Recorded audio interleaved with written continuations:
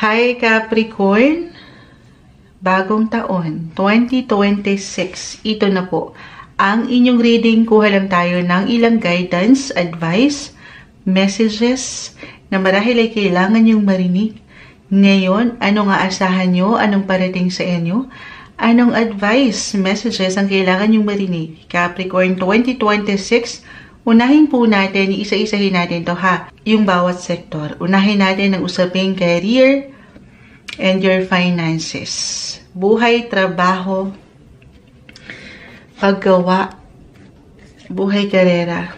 Ano man yan, ano man saan man kayo kumikita or kung saan kayo higit naglalaan ng energy. Capricorn 2026, ano nga asahan nyo sa sektor na ito? Para sa mga Capricorn na maaaring makapakinig nito, career sector, pagdating sa kanilang kaperahan, guidance po. Para sa mga Capricorn, sa bagong taon, ano nga asahan nila? Anong parating sa kanila? This New Year 2026 message. Para sa taong ito, na pwedeng makapakinig nito, alam nyo, una pa lang, unang bagsak ng baraha, kita nyo naman tumalon. Sobrang perfect, guys. This is about your career. Sa tarot, ito talaga yon, the Eight of Pentacles. Kasi naman, as a Capricorn, ito very natural ito sa inyo yung pagiging career and goal-oriented nyo, kaya marahil umangat to. Work lang. Work kung work, grind kung grind. Maaring dito pa lang, higit kayo magiging busy and productive this year. Pakita natin sa live. Tayo po ay live na live. The Eight of Pentacles, guys. Work. Okay. Add pa tayo. Kuha lang muna tayo ng ilang baraha. Guidance para sa mga taong ito. Capricorn 2026. Anong kailangan marinig? Add pa po tayo. 8 and 8. Okay. Sandali. Ito na. Okay, isa-isahin po natin. The Eight of Pentacles, the Eight of Wands, reverse. The World. Two of Swords. The High Priestess, the Strength card. Lalatag ko lang po kung meron man kayong nakikita na reversal or reverse na baraha, it doesn't mean na hindi okay. Okay, meron lang po itong kalakip na mensahe. Capricorn, mukhang pantay ba? Napaka-imbalance ni Moonchild, pero okay.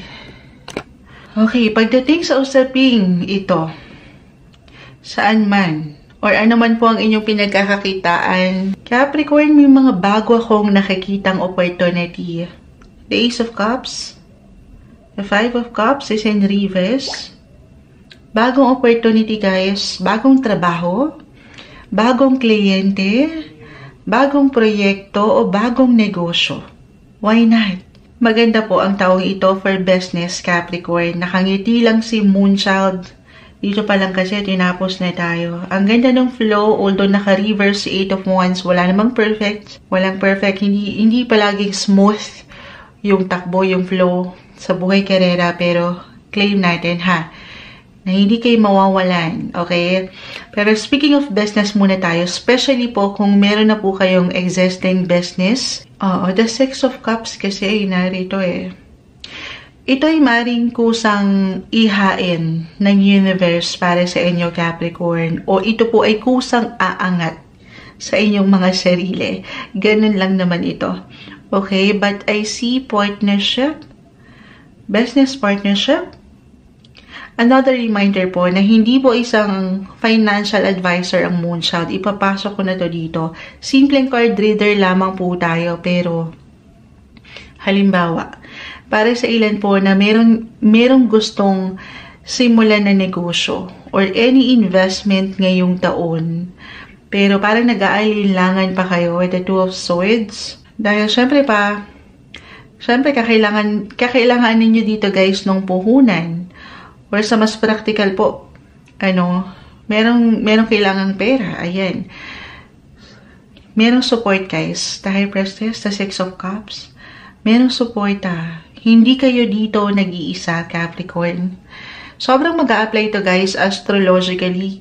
Gusto ko nang ipasok ito dito. Kasi maaring dito kayo makahingi ng suporta rin. Yes po, minsan kailangan papaangatin din yung boses ha. Kasi yung opportunity, hindi laging inihahain po ng universe para sa inyo. Minsan ang oportunidad ay kailangan po kayo ang magpapaangat. Okay? Pero, especially, astrologically, second half of 2026, sakali lang naman, mag-resonate po itong ilang unang messages natin na una kong nakita sa inyong baraha pa lang. Astrologically kasi si Jupiter, which is the planet of growth. Yes, the world ay narito. The 8 of Wands, planet of luck. Si Jupiter will enter your 8th house of finances this year. If ever at one point ngayong taon, Capricorn, ay mangailangan nga kayo talaga. Ang ilan sa inyo nung puhunan o pera, pondo, ganyan. Na syempre gagamitin yung investments. Okay, gagamitin nyo dito sa negosyo or saan man kayo magi-invest this year or ano man po yung purpose sa pera, kung saan alam nyo kayo ay may kita o pwedeng kumita palalo. Kasi maring existing na to for some of you na gusto nyo pang makitaan ng kita, yung magandang flow. I see with your cards again na full support po kayo dito ng mundo. The world is here, or the universe rather. Ayan, Miss Universe kasi kanina. By the time na pinapanood nyo ito, ayan, nirecord natin ito, Miss Universe. Mabanat na naman po ang pang-Pia words back natin. The world guys, this is a great sign na merong success. At merong pwedeng tumulong. Meron po kayong pwedeng malapitan, merong paraan. Anong paraan yan, Moonchild? Ito na nga po, babalikan ko saan tayo napupunta napunta sa Miss Universe. Astrologically, Jupiter again will enter your 8th house of money, financial sector po yan this year. Malawak guys ang 8th house. Pero, eto hindi po sa hinihikayat ko kayo, syempre kayo pa rin ang higit na makapagpapasya. Pero dito po pumapasok ang paglo-loan. Okay, maaring sa bangko ito o sa ating gobyerno. Diyan po yan. Or maaring para sa ilan. Connected din po ito sa inyong mga work since nag-highlight yan dito. Something like commission or bonus, ganyan. Opo, diyan po yan pumapasok. O kahit dito sa ilang tao na pwede nyong malapitan. Ayan. Home, family. Actually, sa 8th house, guys, dito rin po pumapasok ang inheritance. So, for some of you, ay maaaring makatanggap po ng pamana. This is about your past. The 6 of Cups, the High Priestess. Kung saan po kayo growing up. Family. Gusto niyo yun? Pamana. Sana all may pamana. Hindi. Pero, possible po yun for some of you, okay? Sobrang mag-a-apply, sabi ko nga sa inyo, astrologically, yung ilang barahan na bumabagsak sa inyo. Pero maaring ito po ay suporta rin sa ilang tao sa inyong paligid. Guys, it doesn't necessarily mean na yung usaping pamana ay mula na agad sa pamilya, okay? Tayo po ay general reading, still just only take what resonate. 8th house po kasi is about other people's money. So, sa anumang paraan ito guys, napakalawak din po niyan. Meron akong nakikitang blessing, may success po. The world, tinapos na tayo nito. Ang ganda po niyan. Maganda. Kahit po sa mga pagkakataon, the 8 of Wands naka-reverse, parang ang bagal ng sistema, ng proseso, or ng progreso na gusto nyong makita. Okay, pero syempre pa, ayun na nga may blessing of money guys lalayo pa ba tayo? Pero, ayun nga, this is something nga, sabi ko nga, bawat isa po sa atin ay magkakaiba. Hindi pare-pareho ng oportunidad. Ang ilan ay maaaring kusa itong ihain ng universe para sa kanila. Para sa ilan naman, kailangan kahit paano po ay mapaangat nyo yung enerhiya para yung paraan, okay? Yung paraan, yung tulong o yung kasagutan na gusto nyong makita ay umangat. Paano mapapaangat? Gamitin po ang inyong mga paraan, ang inyong boses. Magtanong, do your research, get more information. Capricorn, ano man ang ganap, lalo pa kung mag-resonate po ito. At lalo na sa usaping pera, diba? Paangatin lamang po yung patuloy na awareness sa situation. Maging mapanuri. Kung kailangan munang pag-aralan ng mga bagay ay gawin yon. Huwag kayong magmamadali. Hindi magiging okay, okay? Add ko lang po kasi reversal yung energy ng reading natin every time. So, para sa ilan na okay naman ako moonchild. Hindi ko kailangan mangutang. Then, baka kayo itong kumbaga kayo itong may hinihintay na pera mula sa pagkakautang sa inyo, and this year, why not? I-claim na po natin na may pagtanggap at ikaw po ay mababayaran na. Okay? Ganun yung energy na nakukuha ko, guys, sa inyong cards. Yes po. Pero, kung kailangan nyo talaga ng payo, someone expert, lalo pa if this is something investment talaga or major big decision pagdating sa negosyo, trabaho, meron pong gabay. Again, hindi kayo nag-iisa. Ang dami kong nakikita dito na support, someone mature, older, or yun nga, expert sa inyong bibigyang aksyon ngayon. Magtanong. Hindi kayo nag-iisa. Kahit sa simpleng opinion, komento, maging bukas dito, Capricorn. Pero sa mas practical pa, meron po bang travel connected sa trabaho, travel for work, or for pleasure? Why not? Na kung saan hindi lang kayo nagtatrabaho pero mag-e-enjoy din this year, ay dito po kasi. Lalo pa rin kung inyong mga tinatrabaho, or itong kumpanya na inyong pinagtatrabahuhan ay konektado sa ibang bansa. May maganda pong posibilidad akong nakikita. Alam ko ang tamis yun, maniwala lang kayo, the star is here, the star is in reverse, the star is still the star, guys, kahit naka-reverse. Manifestation card, paniwalaan nyo lang, stay positive, iangat nyo lahat sa kanya, hindi lang sa mga tala, pero syempre pa sa inyong nag-iisang faith, maging ano pa man po ang inyong religion.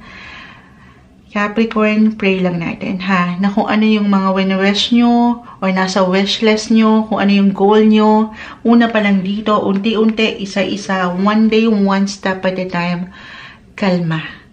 At yan po ay walang imposible na maisakatuparan nyo sa inyong buhay or ma-achieve nyo this year. Ito yung umaangat pagdating sa inyong career, guys. Move forward tayo sa pangalawang sektor, love life, relationship. Eto na, laban na natin. Dito na po tayo sa inyong buhay relasyon, guys. Capricorn, love life, anong aasahan nyo this New Year 2026? Message. Capricorn energy para sa mga taong maring makapakinig nito na Capricorn 2026, ngayong bagong taon po, anong aasahan nila? Anong parating sa kanila this New Year? Capricorn, mag-a-add pa po ako. Okay. Capricorn. Eto na. Ang dami nila, hindi natin pipigilan. Ilalatag ko lang po ang ilang baraha. 10-10 ang nakikita ko. 10-10 ang rating. Capricorn is in the 10th house. Pero regardless doon, maipasok lang natin. 10 of Pentacles. The King of Cups. The Empress, guys. Pakita natin sa live. Nakakuha na ba kayo ng sign dyan? Oo, may sign na dyan. Nakikita nyo na. Pero 10 of Cups, 10 and 10. Page of Wands, 2 of Cups, holding hands while walking. Ang eksena nyo dito, Capricorn. The Emperor, 2 of Pentacles. Page of Pentacles, manifestation card din. Kanina sa career, umangat si the Star. So, kung ano man yung nililook forward nyo when it comes to your love life this year, relationship-wise, family, home, andito na lahat, napakalawak niyan. Panghawakan nyo na. Tanggapin nyo na. Ipahayag nyo na. Stay positive, guys.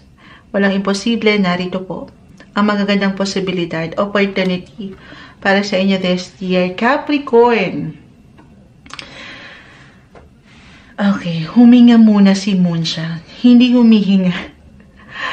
Hindi, pero pagdating sa sektor ng inyong mga relasyon, pag-ibig, no matter what your relationship status po, single, in a relationship, attached, or married, pero higit po naaangat ngayong taon ang inyong maturity sa relationship.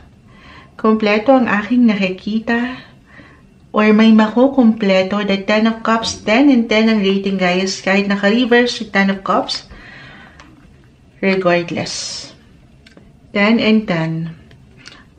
May makukumpleto guys. I mean, for some of you, reminder again, tayo po ay general message. Just only take what resonate, pero what I mean sa pagkakumpleto could be physically, emotionally, financially, or even spiritually. Kompleto, Ricardo, ang pwedeng umangat sa handa nyong menudo. Menudo. Pagkain na naman po ang Moonshine kasi dinner time na po by the time na ito na nga, oh.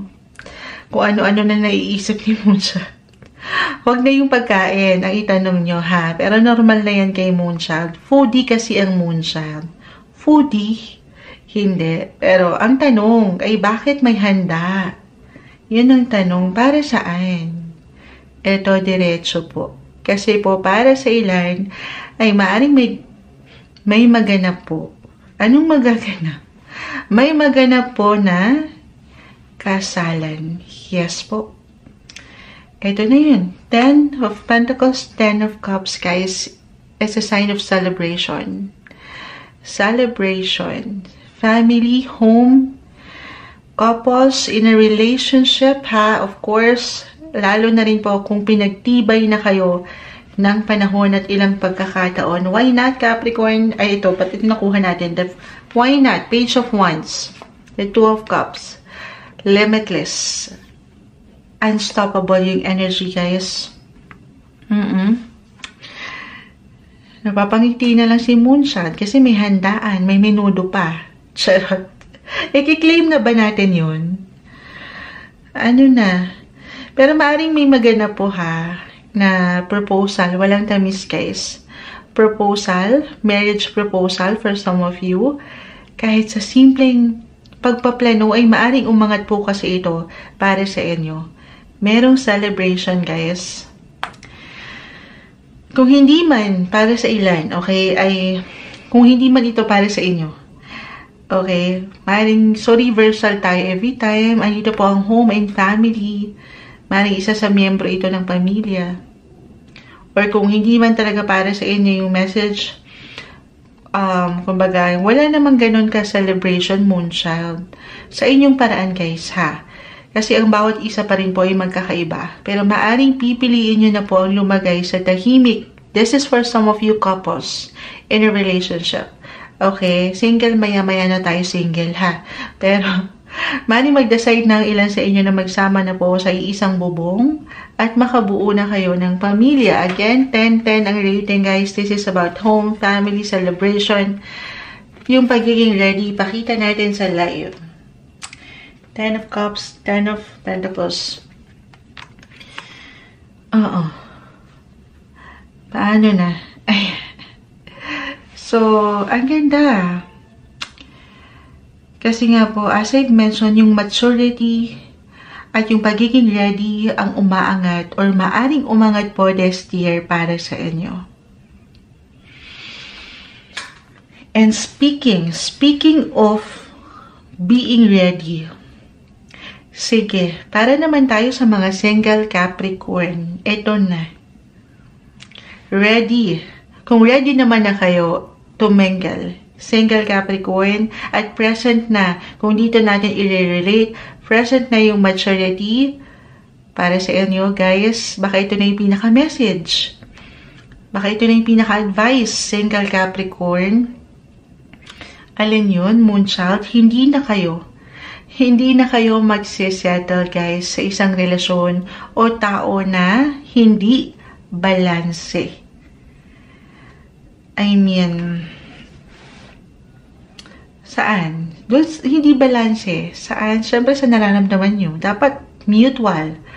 Yung attraction, the Two of Cups. 2 and 2 actually. Kahit na aangat yung differences, wala namang perfect relationship, pero makakasabay kayo sa isa't isa. Holding hands pa kayo dito while walking, guys. Ayan. Why not? Dapat balance sa nararamdaman, ha? Maaari yun yung pinakapaalala lamang po ng baraha. Siyempre naman, deserve niya yun. Pero actually, para sa ilan, ay maaari meron po kayong makilala. Kung magiging ready lang naman kayo, Capricorn, single ito, ha? Kung papahintulutan nyo, someone mature. The Emperor is here, the King of Cups. Someone mature. Someone na masasabi mong girlfriend or boyfriend material na ito. Why not? At para sa ilan nga, baka hindi lang umangat sa inyong pakiramdam yung boyfriend, girlfriend material, pero husband or wife material na po yung dating kapag nakita mo ito or makilala mo ang taong ito. Gusto niyo yun? Yes, alam ko matamis, pero pero walang perfect. Highs and lows, ups and downs din yung nakikita natin dito, guys. Maaring umangat pa rin yung ilang pagkakaiba na very normal. Pero again, Capricorn, maging ano pa man po ang katayuan or status ng inyong buhay relasyon, may magandang potential. Page of Pentacles, Pages, new beginnings, new chapter. Positive possibilities ang naghihintay para sa inyo ngayong 2026. Pero, dito tayo sa mga pero. Okay na eh. Ang tamis na, pero sa true naman, guys, sabi ko nga walang perfect. Sa relasyon man sa inyong mga personal relationship or pamilya, especially about home, family sector, kasi dito po nag-highlight din eh. Marahil kailangan kong ma-mention to, guys, sa inyo.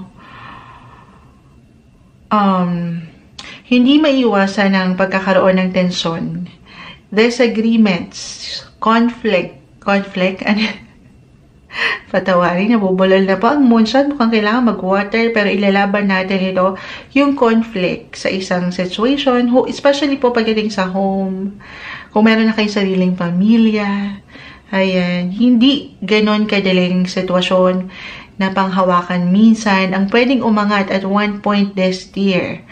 At kapag ito po ay nag-resonate sa inyong buhay, Capricorn, pinapaalalahanan lang naman kayo dito ng ilang barahan nyo na kumalma. Yes po, susubukin lang daw kayo ng universe, ha. Susubukin po ang inyong mga kakayanan kung paano nyo i-handle talaga ang relasyon. Sa huli, itong mga task nyo ito, yung mga differences, alam ko, isa lang po yung umaangat kasi, guys. Yung pagkakaiba, maaaring ito ay sa paniniwala or sa opinion, komento, yung ganun lang naman. Normal yan, di ba? Na umaangat yung differences. Pero, yung pinaka-advice, syempre pa, communicate. Communication is the key. Sabi nga nila, mga bagay-bagay daw po ay maidadaan sa mabuting usapan.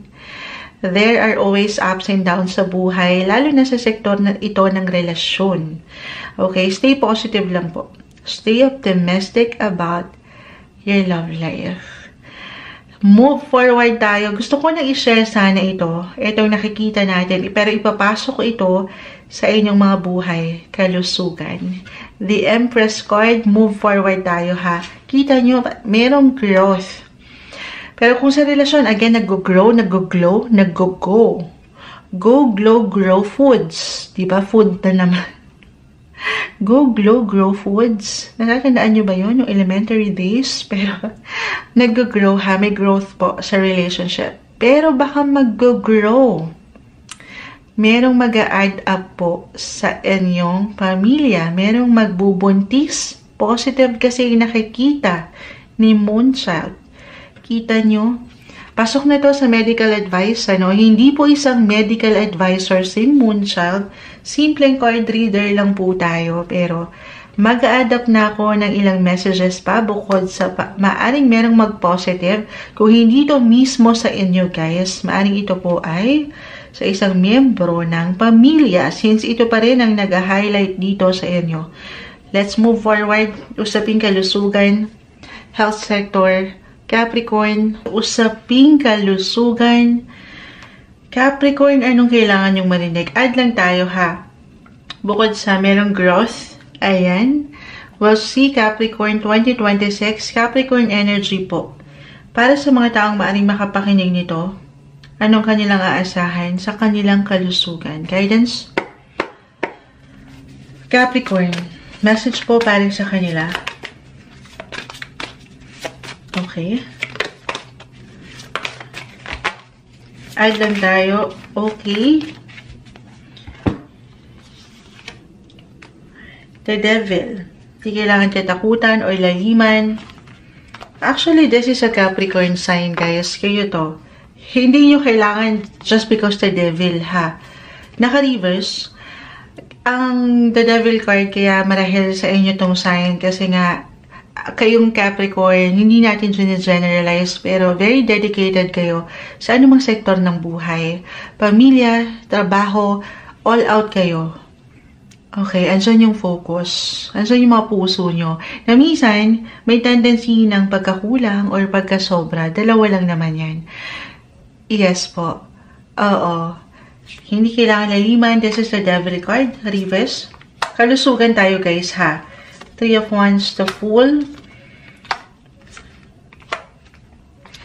Okay. Pantay pa ba si Moonchild? Patawarin. Sobrang imbalance ni Moonchild. Patawarin po. Pero, unahin ko to ha. Gusto kong i-share sa inyo astrologically guys this year. Kasi po, nag-highlight or isa sa mag-highlight sa inyo ngayong taon. Double check ko nga. Oo.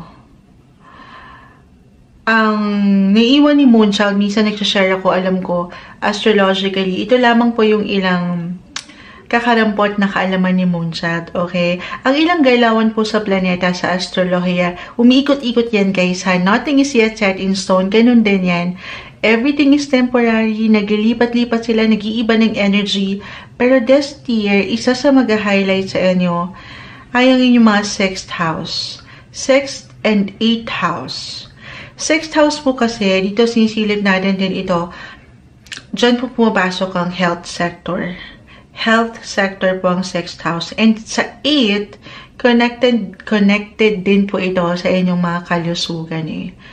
Pero, maaring dumaan po kayo. Dumaan po kayo sa transformation, sa ilang transitions, or even changes. Okay, changes. Nothing is yet set in stone. Pwedeng may mga pagbabago.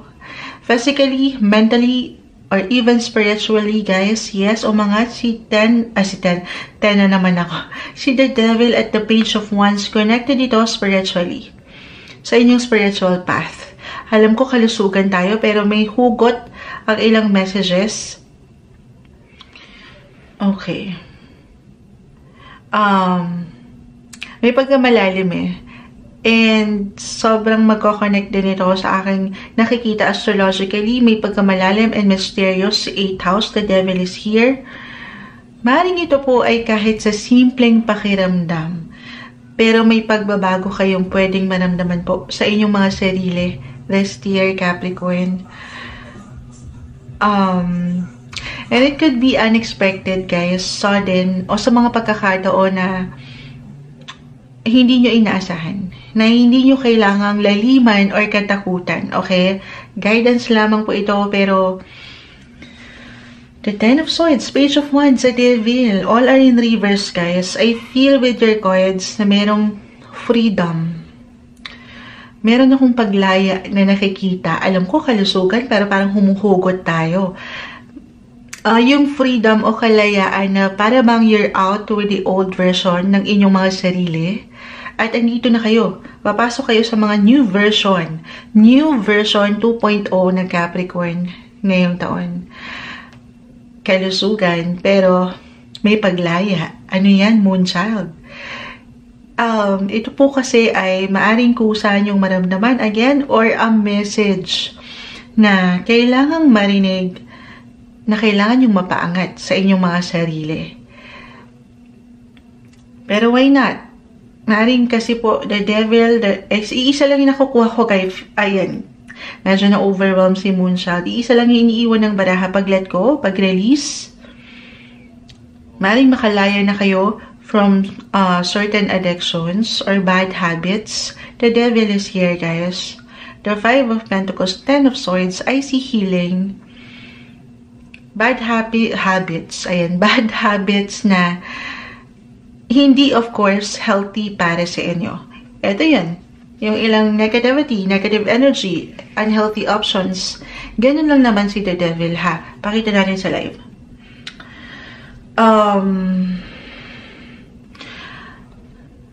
Ayan. Ma-add ko lang to, guys. Hindi po isang, again, professional doctor ang Moonchild. Pero in astrology, natatawa ako sa mga, sobrang natatawa ako sa mga tarot, guys. Sobrang mag-a-apply din, connected sa ilang galawan din sa planeta, sa astrolohiya. Na-overwhelm si Moonchild, pero si 8th house po kasi is connected sa surgery. Okay? As I've mentioned, may paglaya eh. Kung ikaw connect ko to, may paglaya, may pag-let go, or pag-alis. So, para sa ilan, hindi kailangan katakutan yun ha. Tayo po ay general reading, Capricorn. Pero para sa ilan po, maaaring meron talaga kayong kailangan ipatingin, or meron kayong ipapatingin this year. So, for some of you ay mag-undergo treatments, ganyan, or meron kayong ipapaayos, or even ipapatanggal, guys, sa inyong mga katawan. Sa paraan na hindi na kayo masasaktan. The 10 of Swords. This is about healing. Healing, guys. May paghilom, naka-reverse. Ito lamang po ay para sa ilan, okay? Hindi kailangan mag-apply para sa lahat. Again, kahit pare-pareho po kayo ng sign na sa Capricorn, magkakaiba po ang bawat isa. Pero maaring meron po talagang ilang changes or transformative yung process na pwede niyong pagdaanan para syempre pa sa inyong paggaling, sa paghilom. Anumang pagdaanan nyo this year sa inyong health, healing, guys, gagaling. Basta syempre pa, tutulungan lang din po ang sarili.